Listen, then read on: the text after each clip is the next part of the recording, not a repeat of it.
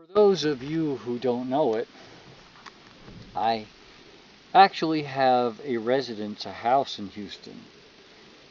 And the first 4 or 5 videos that I've posted, they were all from that house in Houston. Now, we bought that house and it's in a location where you can quickly bug out.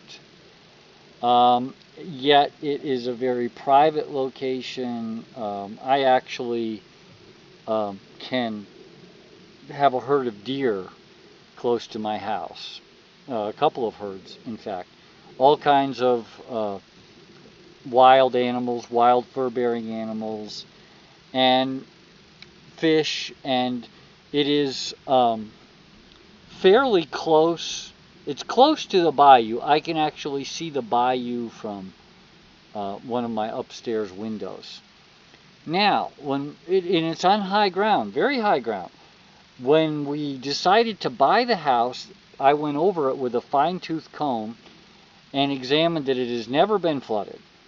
Never. And it's supposedly out of the flood zone. Well, guess what? If you look at my videos in the table in the room that I filmed the videos, the room's unusable because it has 3 feet of water in it. And the lesson learned here is you can take all the precautions that you want, but you just never know. And now here I am out in the Grand Canyon, and you know, I have a lot of very valuable stuff in the house, and of course, even if I wanted to go there, there's no way to get to it. Now, the good news is I have 2 sons.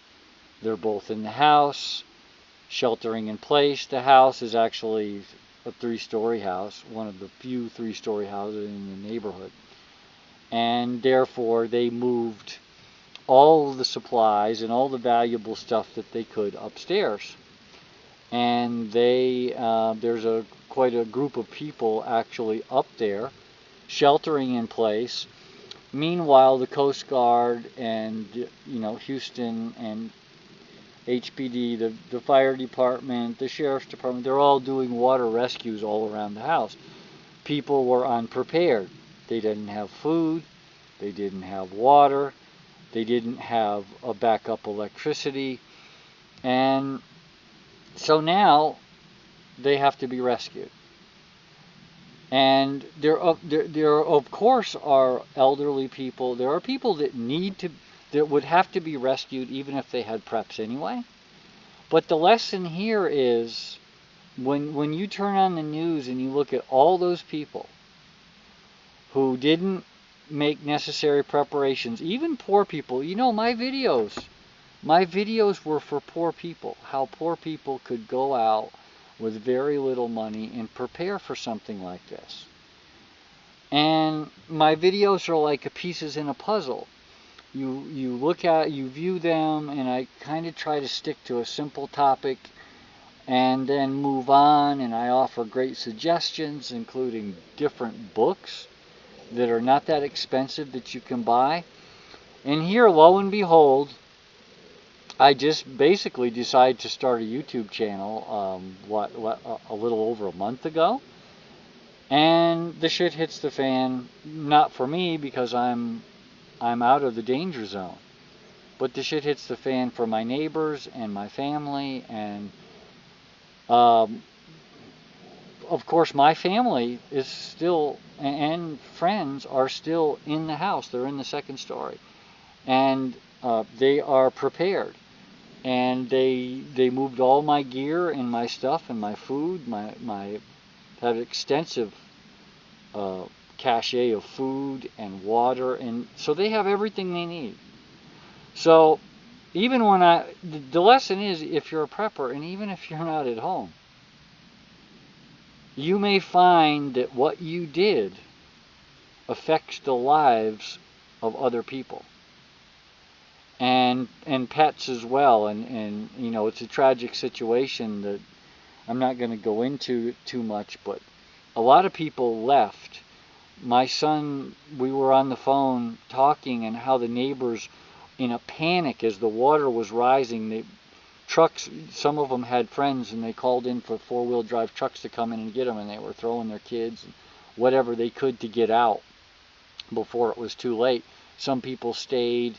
They had to be rescued later on. But a lot of people just left their pets. I mean, and I'm a big pet. I am just a tremendous dog lover. Short of actually worshiping dogs and horses and different animals, so to us it's like, it's not only the human tragedy, but people don't prep for their pets. They have no plan whatsoever. How much is an inflatable raft with a small electric motor cost? I have rafts and kayaks and john boats and, but I understand I have a little more, I've been a little bit more blessed, as it were, financially. It's not, I've made my own luck in some degree and my own money and worked hard. But even the poor guy, I mean, you can go down and you can get, if you live in a flood-prone area, you can pick up an inflatable raft or a kayak now for less than $100 in some cases. You want to get it used, especially. So the teachable moment here is, as much as I feel, part of me really feels very badly, because, and let's not talk about the cleanup and the loss and the property loss and everything. Yeah, I feel really badly about that. And I'm going to suffer too. Because I'm going to lose valuable property as well. Possessions, material possessions. But let's just talk about, for a minute, life and limb and immediate, in a situation where you have to take immediate action. People now have to risk their lives to come in. Volunteers have to risk their lives, and those of us who are prepared have to risk our lives and donate our food and clothing and what have you to people who, I mean, look, there's a lot of dimwits out there. There really are. What do you do when a little baby factory, a woman who's a dimwit, who's on welfare and every public assistance that you can think of, and here you are, you busted your ass all your life. What are you supposed to think when they all of a sudden come in need, and now not only your tax dollars, but now you have to dig deep in your pockets too to help? I mean, part of me is kind of angry, to be honest with you, for people who don't prepare. So that's kind of like the lesson learned here. I hope the teachable moment. Watch my videos. If you don't like me, or if you don't like my videos, if you like more spectacular, fancy videos, watch those and at least try and get your shit together before the shit hits the fan. Now let's go over a couple of things. I had communications equipment there. At any time, my sons could have contacted directly the National Guard, Houston PD, the fire department.